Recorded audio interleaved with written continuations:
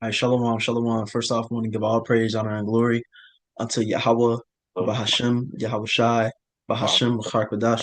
I want to give double honors to the apostles, elders, and bishops of GMS who have taught us this word and teach us this word today. And want to give a salutation unto the hopeful elect, scattered across the four corners of this earth, striving for salvation. This is the brother Yatazak Ba here with Tazamar. We are of the GMS Nebraska camp. And in this lesson, what we want to get into is going into how our nation is defective, and how we are in the process of being healed from our defect. um so what do I mean by us being defective? Well, we're going to start with this precept and get into it. Can you read Sirach chapter 49 verse 4 about Baba Gusha? Kind of. All right. Book of Sirach, chapter 49, verse 4. All except David and Ezekias and, and Josias were defective, for they forsook the law of the Most High. Even the kings of Judah fell. Salaki, you can start at verse 1, bro, and just read it down. I got you. All right. Chapter 49, verse 1 in Sirach. The remembrance of Josias is like the composition of the perfume that is made by art of apocryph apoc what apothecary Apo- Apothecary. apothecary. It is sweet as honey in all mouths, and music at the ba- banquet of wine. And this is talking about the king Josiah.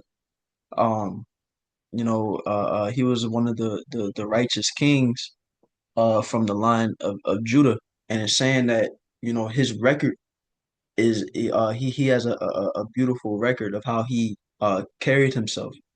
Um, King Josiah was the king that found the book of the Lord, because it was missing for a while within a nation, and he found the book and seeing all the laws, and he was highly upset because he like, dang, we haven't been serving the Most High properly, and when he found that book of the law, he had the whole nation directed to follow it and to turn unto the Lord, you know, which was a beautiful act.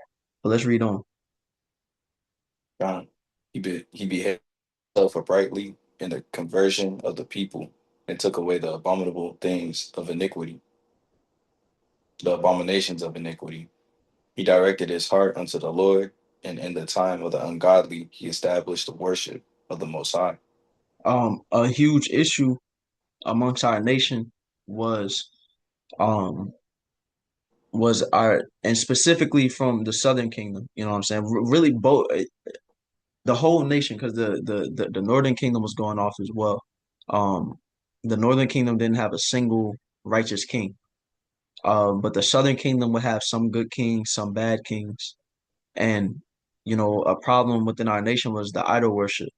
They weren't following after the Most High Yahweh, and the kings would be the ones that were making that problem worse because them being the leaders, they had the ability to make reforms and direct our people all right, but they would be at the head of you know driving our people to do the idol worship because they would be doing it and they would serve as an example, you know. But it says that in the time of the ungodly, he established the worship of the Most High, so he was going the proper way. So let's read that verse 4 again. Um, all except David and Ezekias and Josias were defective, for they forsook the law of the Most High. Even the kings of Judah fell.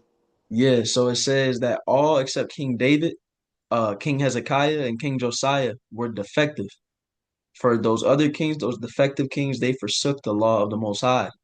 Even the kings of Judah failed. So let's get the etymology of that word defective, where it says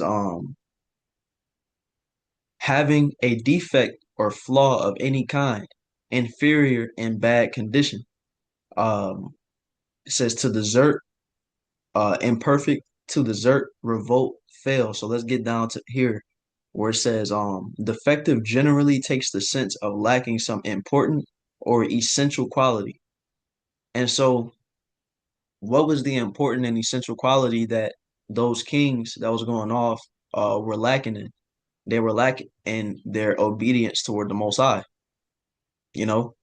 Um, and let's to go even further, let's go back in the etymology and go to defect, which is the want or lack of anything, especially lack of something essential to perfection or completeness. And this is a problem that our nation deals with as a whole. You know, this is our defect is us turning away from Yahweh Bahashim, Yahweh Shai. And that is what has gotten us in this position in the first place. You know, you can go to let's get Jeremiah chapter 2, verse 21.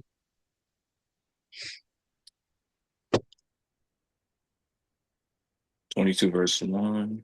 Jeremiah chapter 2, verse 21. Chapter 2, right there. God. All right. We have Jeremiah chapter 2, verse 1. It says, moreover, the word of the Lord Yahweh came to me. Salakia, verse 21. Verse 21. God. All right. We have Jeremiah chapter 2, verse 21. Yet I have planted thee a noble vine, Mhm. holy a right seed.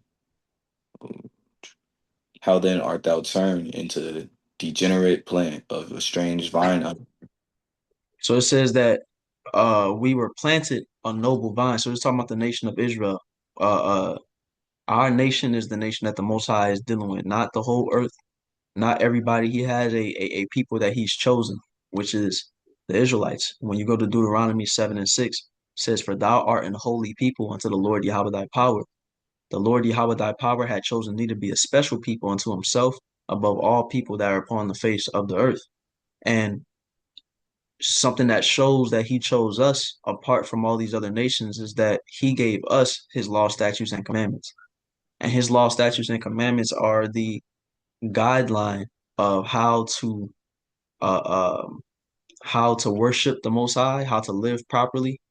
You know, and he gave that to us, not everybody else. So with that, he made us holy. That's how he made us that noble vine.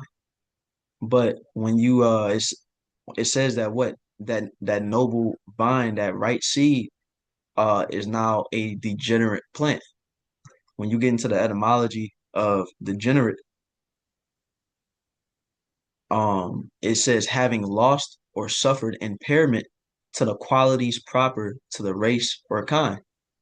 So we lost the qualities that made us that noble vine at one point. And what is that quality? As I mentioned before, it's that obedience to the Most High.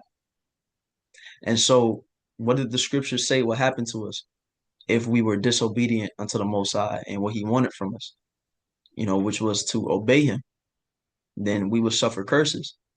That's why our nation is in the state, the so-called blacks, Latinos, and Native Americans. That's why we're in the state we're in right now.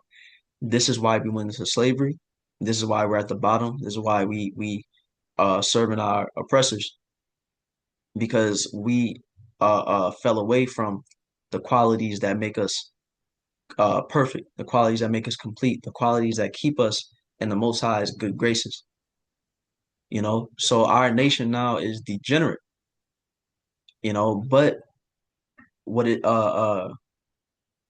you know we have been given a chance to seek that quality of obedience again in this time.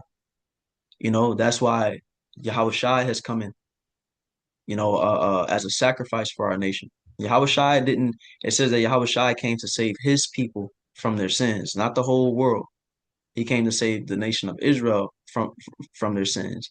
And through his sacrifice, what he opened up to us was was the Holy Spirit, that spirit of truth, which would um remind us of who we are, which would reveal the knowledge of why we're in this position, and it would show us the way that we fell away from, which is being obedient unto Yahweh through Yahweh Shai, you know. Now I'm kind of jumping the gun a bit. We're gonna um get back to Yahweh Shai in a second and his importance. Do you have that First Samuel? It was First Samuel. I forget which verse it was. We're going to grab chapter 15 and verse 22, Baba 15. Gashah, Con, because to show an example um, of that defectiveness in the scriptures, because like I said, it named the kings that weren't defective. It named King David, for example, and the scriptures say that King David was a man after the Most High's heart. And you know, um, something the elder in this camp brought out. A thing you notice about King David is that he was always praying unto the Most High Yahweh about everything. When he had a decision he had to make, he prayed to the Most High about it. Before he went to war, he prayed about it. He didn't do anything of his own reconnaissance. He wanted to see what the Lord's will was, and that's what the Most High is looking for from his people. But these kings that were defective, they stopped following after the Most High's will. They started doing their own thing, or they started trying to follow the will of other gods. So let's get that precept. we have First Samuel chapter 15, verse 22. And Samuel said, "Have the Lord Yahweh as a great delight in burnt offerings and sacrifices, as in obeying the voice of the Lord Yahweh. Behold, to obey is better than sacrifice, and to hearken than the fat of rams." Right. And the prophet Samuel was speaking to King Saul because in this situation, the Most High gave Saul a directive. He said, "I want you to wipe out the Amalekites. I want you to kill every last one. I don't want you to. I want you to mow them down. Don't take anything from them. Don't leave anybody alive." And that was the Most High's will. But what King Saul did is that he left their king alive, and he left their cattle, and their sheep alive. And he said the reason why he left all them animals alive is so that the people of Israel could sacrifice unto the Most High. Now, that alone in and of itself has good intentions. That's not an evil thing to want to sacrifice unto the Most High. Far from it. But it's the wicked aspect of it is that he thought his way or the idea he had, he put that in front of what the Most High wanted. And that's a defect because he wasn't being obedient.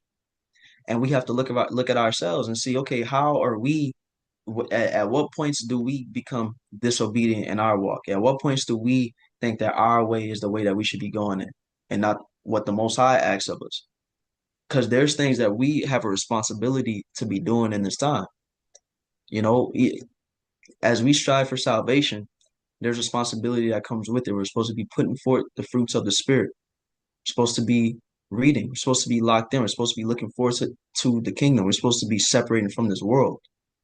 And there's different ways or defects within us which can get in the way of us following those things and putting forth the Lord's will, you know?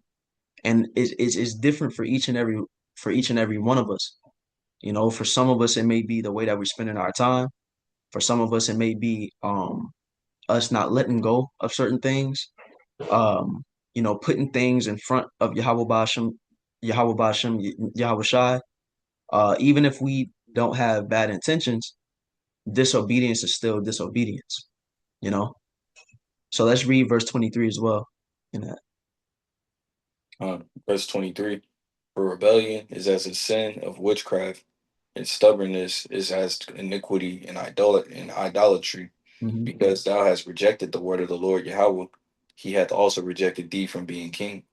So it says that rebellion and stubbornness is as the sin of witchcraft, is as iniquity and idolatry.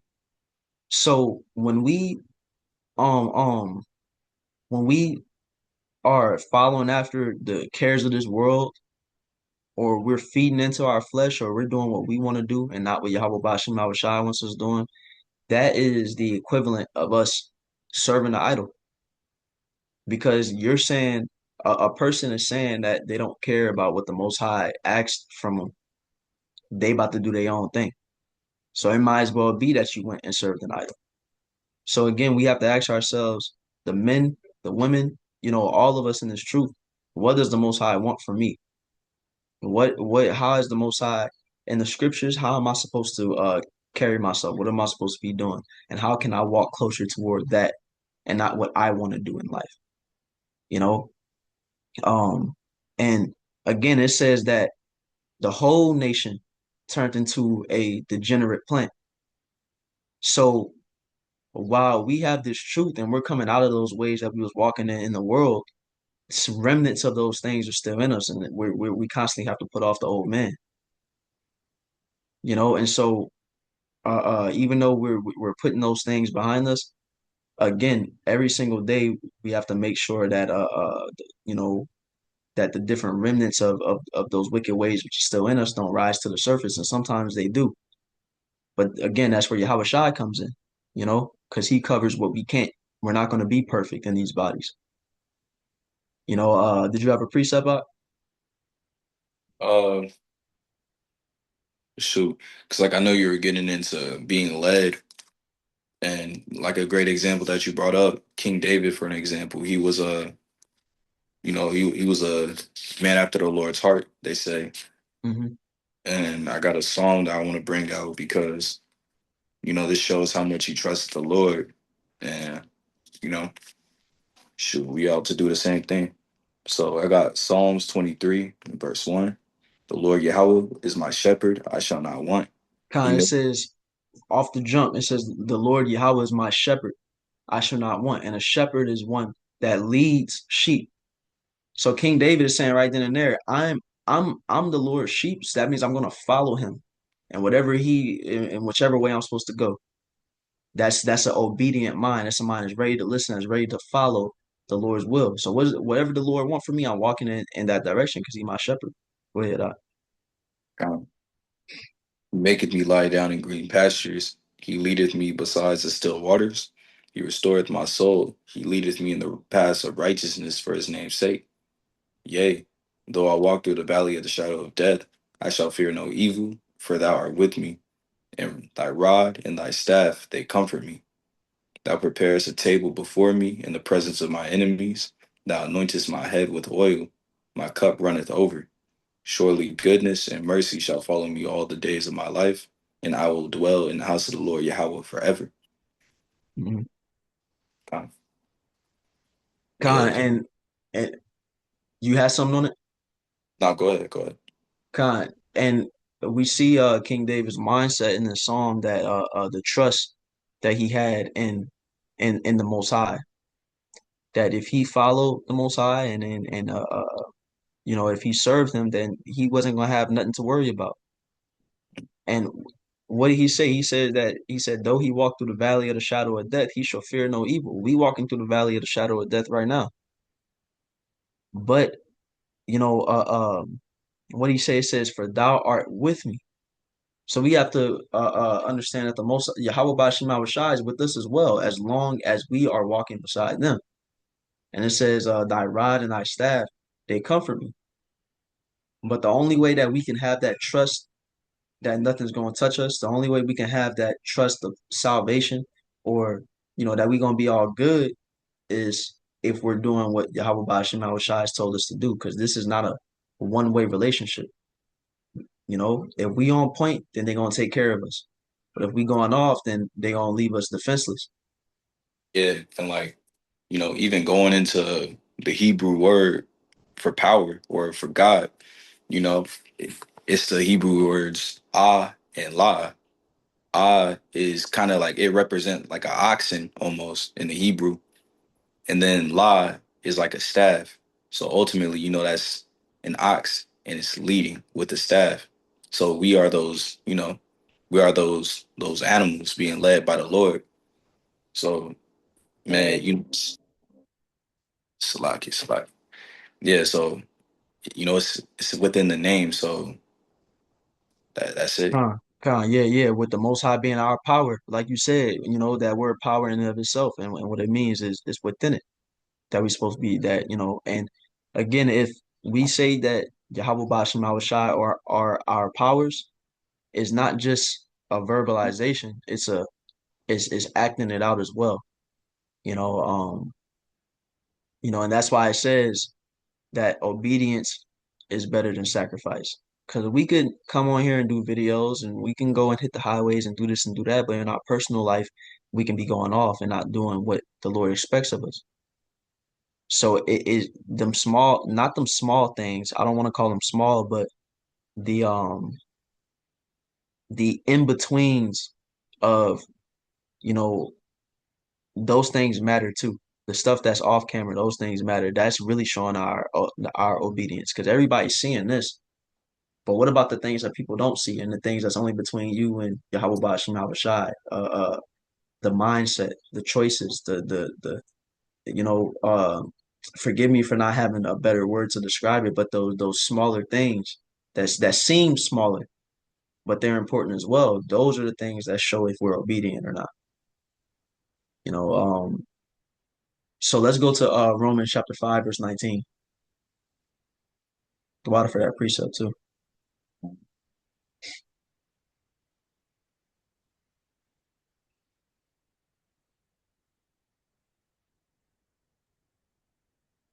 You know, and the thing is, when something is defective, is worthless.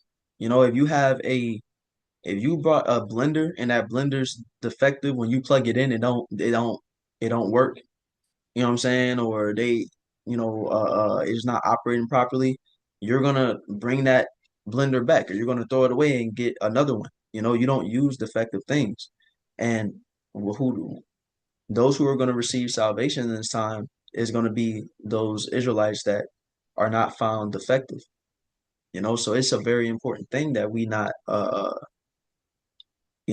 we get those defects out of us. You said Romans 5 and 19, Babusha. 19. Are we at Romans 5 and 19? It says, For the good that I would not, for the good that I do not. So, like, let me redo that. For Wait, the hold good, on. Wait, what you got? Romans, ooh, wrong one. God, it's all good. It's 5 and 19. All right. Romans 5 and 19. It says, For as, for as by one man's disobedience many were made sinners, so by the obedience of one shall many be made righteous. Con, it was by Adam's disobedience that sin came into the world. You Huh? know, the Lord told Adam and Eve, don't eat of that fruit. You know, don't eat of that tree. You know, and what did they do? They listened to the serpent. You know, and sin came, but it says what by the obedience of one shall many be made righteous. And who's that? Um, who was that obedience? You know, it was Yahweh Shai's obedience, and through him many are being made righteous. So as our whole nation became that degenerate plant, Yahweh Shai came in, and now he's covering the sins of our nation. And this time, only the elect sins are going to be covered. But in the kingdom, it's going to apply to everybody because the whole nation of Israel is in the kingdom is going to be righteous. And the two-thirds that don't make it on this side are going to be reborn in the kingdom, you know, and they're going to, be in perfection, you know. But in this time, those who are found perfect is the elect of the nation of Israel. And that came through Yahweh Shai's obedience because all throughout Yahweh Shai's walk, he followed the Most High's will, even when he didn't want to, even when it was hard, even when it was something that wasn't a benefit to him. He did what the Most High wanted him to do, and that's the hard thing about being obedient to the Most High, because sometimes it's something that we don't want. It's something that if we had the ability, we would do different. Sometimes we do differently from what the Most High wants, and that's our problem. That's why we need to be in the new bodies, you know. But um it's about doing what's pleasing to Yahweh Bashim Yahweh Shai, even if it's not pleasing to us or it doesn't benefit us. That's what Yahweh Shai did in every step of the way. He suffered when he didn't have to, because the Most High wanted him to. You know, he was patient when he didn't have to be, because the Most High wanted him to. He was angry when the Most High wanted him to be. You know, even if he didn't want to, and so what that has given us the ability to work on our obedience in this time, and call all Yahweh Bashim Yahweh Shai for that. Let's get Ephesians chapter 2, verse 1, Baba Gashai.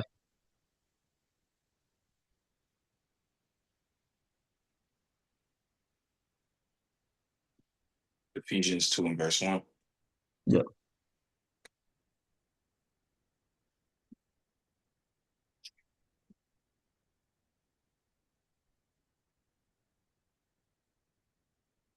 We have Ephesians chapter 2, verse 1. You and you hath he quickened who were dead in trespasses and sins. Yeah, it says that we have been quickened, which means to make alive. So it says you had the made alive who were dead in trespasses and sins. It's not we weren't literally dead, we were spiritually dead. And it says that we have been spiritually made alive, but we our spirits was dead because we walked in was trespasses and sins. If again going back to that, analogy of if you get something that's supposed to work in a certain way and it doesn't, it's defective. So what's the use of it? You're not going to use it because it's not doing what you need it to do. We was made to operate in a certain way. So when we don't operate in that way, we are defective and the Lord's going to cast us aside as worthless. And we were walking in that way at a point. But through the mercy of the Most High, He gave us His Son, that we could be made alive and we could walk away from our past, how we were in the past. That's what we're supposed to be doing in this time and using this grace period as an opportunity for it to walk away from that past way. It's going to tell us about it in these next couple verses. Um, We're in the time past ye walked according to the course of this world, according to the prince of the power of the air, and the spirit that now worketh in the children of disobedience. Yeah, these 2/3, of the nation of Israel, they're walking after the Satan got a hold of them. So they're continuously walking in that spirit of disobedience, you know, and Satan is seeking to sift us who are in this truth.